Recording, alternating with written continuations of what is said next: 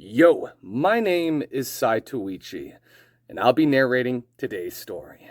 So, this is a piece of human science fiction where imagination meets the future of humanity. Now, everything you hear is narrated by a real human voice, not AI. So get comfortable, relax, and let's dive in. Here is the thing about the Galactic Council. They had been running their little Death World Challenge for about 300 years, and in all that time, not a single civilization had ever actually enjoyed it. The whole point was humiliation. You nominate a planet, the locals get dropped into their own worst nightmare, they scream, they cry, they beg for extraction, and the nominating species gets to feel smug about it for the next century or so. Very civilized. Very mature. Exactly the kind of thing you would expect from a group of beings who had mastered faster than light travel, but still had not figured out that televised suffering was maybe not a great look. The nomination that kicked off this particular disaster came from Prax. Full name, Prax Varelian, of the Suric Dominion. Reptilian, bureaucratic, the kind of guy who files complaints in triplicate and considers a strongly worded memo to be an act of aggression. Prax had been nursing a grudge against Earth ever since a human trade delegate accidentally insulted his species by complimenting their skin texture and asking if it was a medical condition. He had waited 2 years for this moment. He stood before the full council, adjusted his ceremonial sash, and with tremendous self-satisfaction, nominated the third planet from Sol. The council approved it in under 4 minutes. What happened next was technically an administrative error. The formal challenge notification, which was supposed to go to Earth's theoretical future government representative, somehow got routed directly to a public-facing email inbox maintained by a guy named Joel Briggs of Comfort, Texas. Population 1,300. Joel was 34. Broadly unemployed in the traditional sense, professionally enthusiastic about wildlife documentaries, and at the exact moment the notification arrived, he was watching a YouTube video about Nile crocodile feeding habits. He read the email. He read it again. He typed back, "Yeah, I am in. Do I need to bring anything?" Nobody stopped him. In retrospect, they really should have stopped him. The teleportation process, according to Galactic Council literature, was supposed to be a psychologically overwhelming experience. The idea was that the sheer alien enormity of it, the dissolving, the reforming, the sudden violent awareness that you were no longer on your home planet would soften up the contestant before the actual challenge even began. Pre-suffering, essentially. An amuse-bouche of existential dread. Joel described it later as feeling like the time he fell asleep in the back of a pickup truck and woke up in a Whataburger parking lot 3 towns over. Disorienting, sure, but not unwelcome. He materialized in a clearing at the edge of the Amazon basin, boots hitting mud, humid air hitting him like a wet blanket that had also somehow been heated in a microwave. The holographic projection rigs, invisible to the naked eye, but absolutely everywhere, flickered to life. Across the galaxy, approximately 40 million alien viewers leaned forward in their seats. Some had paid premium subscription rates for this. The anticipation was enormous. Then appeared, not physically, but as a full holographic projection, hovering 6 feet off the ground at the edge of the clearing. Then was the host of the Death World Challenge, and had been for 60 years. He was tall, iridescent, with 4 arms he used expressively, and a voice that could make a weather report sound like the finale of an opera. He had hosted 42 challenges. He had never once seen a contestant not cry during the introduction. He spread all 4 arms wide and began. "Greetings, human. You stand at the threshold of your planet's most savage domain, the Amazon, a crucible of death spanning millions of kilometers, home to creatures that have perfected the art of killing across hundreds of millions of years of ruthless evolution. You are small, you are fragile, and you are, as of this moment, completely alone. He paused for dramatic effect.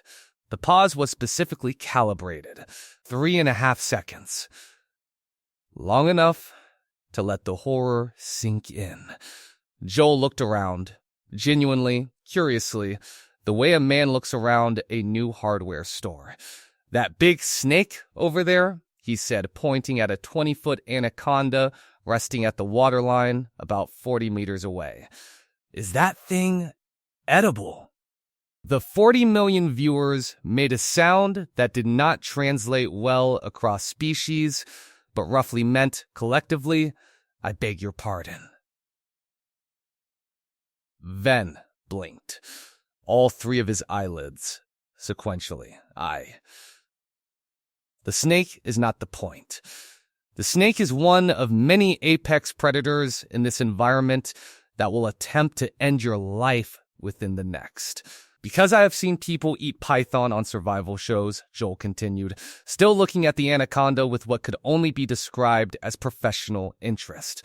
"And I figure anaconda is probably similar, texturally. Maybe a little fisher depending on what it has been eating. This is not a cooking program." "I know that," Joel said, with the patience of a man explaining something obvious. "I am asking for later. Situational awareness.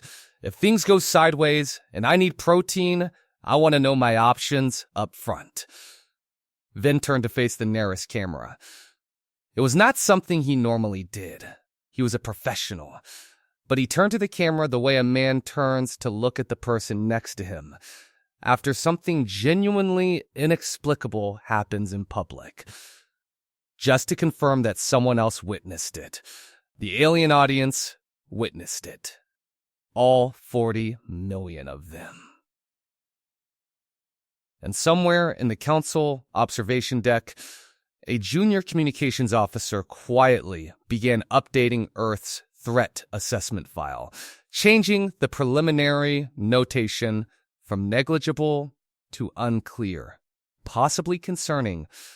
Stand by. The challenge was designed in escalating stages. This was standard Death World Challenge format. You started with the environmental misery, moved through the mid-tier threats, and built toward the apex predators. The structure was meant to psychologically grind the contestant down over time, like a conveyor belt of despair that got progressively worse the longer you stayed on it. Nobody had accounted for a contestant who found the conveyor belt mildly interesting. Stage 1 was the bullet ants. A colony of them, strategically agitated by a small drone the production team operated from orbit. They swarmed across Joel's left boot within the first 20 minutes. Ven, watching from his projection point, allowed himself a small moment of relief. Bullet ants were reliable. The Schmidt Sting Pain Index rated them at the absolute top. Victims described the sensation as being burned alive while a drill pressed into the flesh. It was, by any biological metric, extraordinary pain. Joel looked down at his boot. He made a face. "Huh," he said. "The bullet ants," Ven announced to the audience, leaning into the narrative, "are delivering what researchers on your own planet have described as the most intense insect sting known to exist. How does it feel, human?" "Like that bad sunburn I got in Cancun in 2019, Joel said. He shook his boot. Most of them fell off. He watched the rest with what appeared to be academic curiosity. Actually, that sunburn was worse. I peeled for like 2 weeks. This is more of a sharp thing. Unpleasant, but manageable." The alien audience was silent. In the council observation deck, Prax shifted in his seat. Stage 2 arrived in the form of a jaguar. A large male, magnificent and silent, who had been tracking Joel for the better part of an hour through the undergrowth. This was not a production plant. This was simply a jaguar doing what jaguars do. It emerged from the tree line about 15 feet behind Joel, who was at that moment crouching by a stream and attempting to determine whether a particular berry was the poisonous kind or the merely bad-tasting kind. The jaguar froze. It was not accustomed to prey that did not immediately register its presence as a catastrophic development. Joel turned around, looked at the jaguar. The jaguar looked at Joel. "Hey, buddy," Joel said. The jaguar's ears went back slightly. This was not a standard prey response. "You are a big one," Joel continued, in the same tone a person uses at a farmer's market when they find an unusually large tomato. He reached into the front pocket of his jacket and produced a piece of beef jerky. Not as a tactical decision. He had simply been snacking. He held it out in the jaguar's general direction. Less is an offering, and more is a casual gesture, the way you might show someone what you were eating. The jaguar sniffed the air. "I know," Joel said. "Teriyaki flavor. It grows on you." The jaguar sat down. It did not leave for 20 minutes. When it finally melted back into the undergrowth, it did so with the energy of an animal that had somewhere else to be, but had genuinely considered staying. The alien audience watched this in the kind of stunned silence usually reserved for witnessing events that rewrite the understanding of how the universe operates. Vin had stopped narrating. He was just watching. Stage 3 was the Cayman. 6 feet of armored prehistoric aggression that lunged at Joel from the riverbank while he was refilling his water bottle using a filtration method he had learned from a documentary and field-tested twice before in Louisiana. The Cayman was fast. It covered the distance in under a second. Jaws open, committed entirely to the encounter. Joel sidestepped it with the unhurried efficiency of a man who had been paying attention to his surroundings, grabbed it behind the jaw with both hands, and held it at arm's length while it thrashed. He looked at it. It looked at him. "Okay," he said, to the Cayman specifically. "You are going back in the water, and we are going to agree that this whole thing did not happen." He walked it to the river's edge and released it. The Cayman vanished beneath the surface instantly, which Joel seemed to find perfectly reasonable. He went back to his water bottle. In the observation deck, Prax was no longer shifting in his seat. He was very still. The kind of still that happens when the brain is working very hard on a problem it did not expect to have. There was a meeting. An emergency one. It lasted 11 minutes, which for the Galactic Council was essentially a world record in decisive action. The viewership numbers had done something that Death World Challenge numbers had never done before. They had gone up. Continuously. Without plateau. By the time Joel was relocating the Cayman, they were at 112 million viewers. By the time the meeting started, they were at 140 million and climbing. This was, depending on who you asked, either a massive commercial success or an extinction-level administrative catastrophe. The council was split roughly down the middle. What they agreed on unanimously was that something had to escalate. The format demanded it. You could not have a Death World Challenge end with a contestant who looked like he was having a moderately pleasant camping trip. There were standards. There was a brand. Someone brought up the Titanoboa project. The room went quiet, and the way rooms go quiet when someone says something that everyone was thinking but nobody wanted to say out loud first.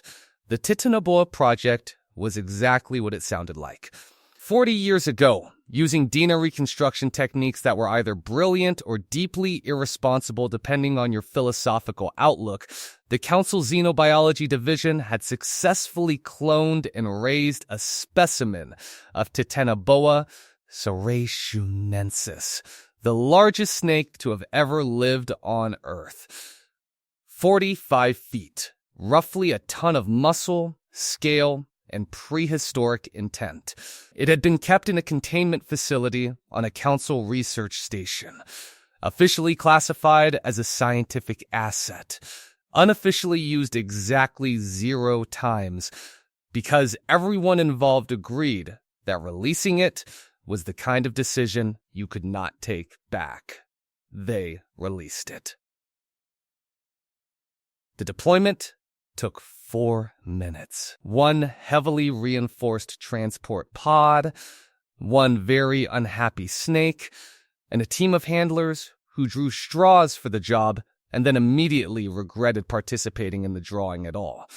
The Titanoboa materialized in the clearing ahead of Joel with a seismic sort of presence, the way something that weighs 2,000 pounds tends to arrive when it decides to move through undergrowth at speed.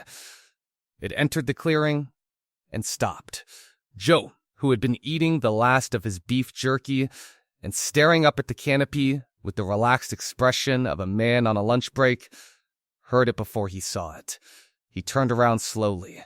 The snake was enormous in the way that certain things are enormous, where the brain takes a moment to fully process the scale because it simply has no prior reference point adequate to the task. It was wider than Joel's shoulders at its midsection. Its head alone was the size of a large dog. It regarded him with the ancient, unhurried attention of something that had never in its existence encountered a situation it could not resolve through direct physical application. Joel looked at it for a long moment. He tilted his head slightly to the left. Then he turned toward the nearest camera projection, which he had correctly identified approximately 2 hours ago and had been periodically glancing at in a way that suggested he knew exactly what was going on, and he said, "Hey, Vin, quick question." Vin, who was gripping the edge of his projection podium with 2 of his 4 hands, said, in a somewhat diminished version of his usual broadcasting voice, What is the protein content per pound on something that size, roughly? Nobody said anything. 170 million viewers watched this in collective silence. Because that is an enormous amount of meat, Joel continued, gesturing at the snake with the casual authority of someone pricing livestock at a county fair. And I am trying to figure out if it tastes more like chicken or fish. Because in my experience with reptiles, it tends to go one way or the other, depending on the diet. And something that has been eating prehistoric mammals is probably going to be on the richer side, which means you would want to either brine it or go low and slow with the cook, and I did not bring a thermometer, so I am already problem-solving here. The Titanoboa moved, slowly, with the deliberate momentum of something that has decided. It began advancing toward Joel in the lateral, flowing way that very large constrictors move when they are no longer observing and have transitioned into intent. Joel watched it come. Then he pulled out what appeared to be a length of paracord from his jacket pocket, because of course he had paracord in his jacket pocket, and adopted a wide stance that he later described as something he had picked up from a YouTube channel run by a guy in Florida who specialized in large reptile handling and had, in Joel's words, extremely practical advice despite the questionable decision-making that surrounded it. What happened over the next 6 minutes was not fully captured by the holographic rigs because 3 of the 4 cameras in the area experienced what the technical team logged as input processing failure. which was the equipment's way of saying that what they were being asked to record did not compute against any prior reference data they had been calibrated against. What the remaining camera captured was enough. Joel won. He was breathing hard when it was over, sitting on a root with his forearms on his knees, looking at the Titanoboa, which was now occupying a different part of the clearing and appeared to be reconsidering its life choices. Joel looked at it the way you look at a problem you have just solved, but that took more out of you than expected. Okay, he said, mostly to himself. That one was actually a little bit impressive.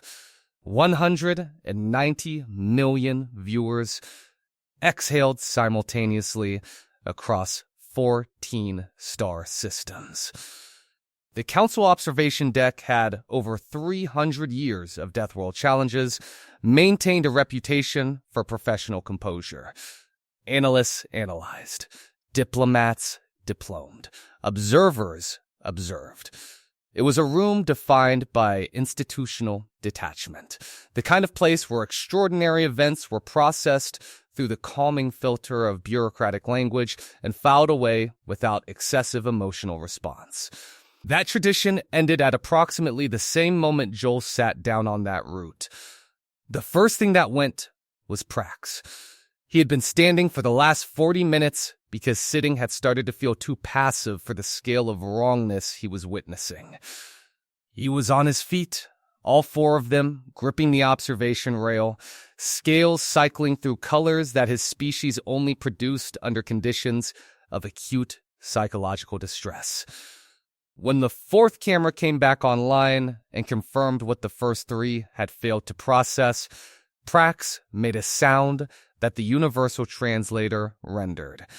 After a brief confused pause, as this was not the plan, and then folded in a way that suggested his legs had submitted a formal resignation from the rest of his body.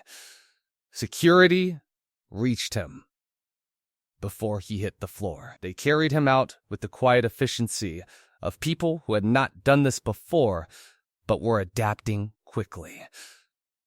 The second casualty was Vin, not physically. Vin remained upright, which was honestly an achievement worth acknowledging. But the iridescent sheen that was his species' equivalent of healthy coloring had gone patchy in a way his producer had never seen in 60 years of working together. The alien medical team stationed on set for contestant emergencies, who had packed their equipment exclusively for human biological crises and were now facing an entirely different category of problem, diagnosed him with stress-induced scale molt. This was, they explained to anyone who would listen, the equivalent of a human stress response so severe that the body begins a premature shedding cycle. It was uncomfortable, undignified, and, in Ven's particular case, happening live in front of 190 million viewers, which was not helping. Ven stood in his projection, visibly molting, and delivered what he later said was the hardest professional moment of his career. The human, he said, with the careful pronunciation of someone assembling words from a language they had only just learned, has completed the challenge.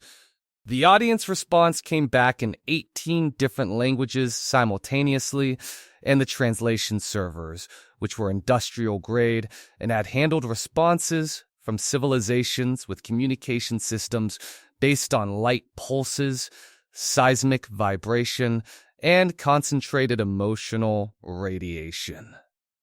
Briefly, went into overflow. In the broader council chambers, the emergency session that had authorized the Titanoboa deployment was now dealing with the consequences of that decision, with the energy of people who had pushed a very large boulder down a hill and were only now calculating where it was going to land. The Xenobiology Division was filing preemptive reports. The legal team was reviewing the terms of the Death World Challenge format to determine if what had just happened constituted a win, a disqualification, or an entirely new category that the rulebook was not equipped to address. 3 separate subcommittees were formed within the hour. 2 of them were tasked with figuring out what to do about Earth. One of them was tasked with figuring out what to do about the Titanoboa, which was a separate and ongoing concern. The threat assessment file on humanity, which had been sitting at primitive biological anomaly, low priority for the entirety of recorded council history, was pulled up by 6 different departments at the same time. The preliminary field updated automatically based on the challenge outcome data. The new classification read, active threat. Do not engage. Reassess all prior assumptions. Someone in the Xenobiology Division added a personal note at the bottom of the file that simply said, they asked about the protein content. Before and after. Please see attached footage. The attached footage was already the most watched clip in council media history, and it had been available for less than an hour. Yo, meanwhile, was sitting in the same spot on the same route, having successfully negotiated the Titanoboa into a far corner of the clearing through a combination of physical effort, paracord, and what he described as basic spatial reasoning. He was looking at his hands, which had a few minor abrasions. He flexed them, seemed satisfied. Then he looked up at the camera he had correctly identified hours ago and said, in a completely reasonable tone of voice, so do I get a cash prize, or what? The question was routed through 3 departments before anyone could confirm that the Death World Challenge format did not technically include a cash prize component. It had never needed one before. The assumption had always been that survival was its own reward. Nobody wanted to be the one to tell Joel that. The return teleportation was authorized after a delay of 2 hours and 17 minutes, which was roughly 2 hours and 16 minutes longer than any previous contestant extraction had taken. Previous extractions were simple. Contestant breaks down, contestant begs, contestant gets pulled, everyone goes home. The process had a rhythm to it, an emotional arc with a clear endpoint. Joe did not break down. Joel did not beg. Joel spent the 2 hours and 17 minutes doing a thorough perimeter walk of the clearing, cataloging what he described in the direction of the camera as interesting flora, attempting to determine whether a particular fungus growing on a fallen log was the edible kind, and, at one point, sitting very still for 20 minutes watching a harpy eagle that had landed in a tree nearby, with the focused, reverent attention of a man who considered this the actual highlight of the experience. The council extraction team, watching via feed, kept waiting for a natural pause that felt appropriate for teleportation. There was not one. They eventually just did it mid-sentence while Joel was explaining something about the fungus.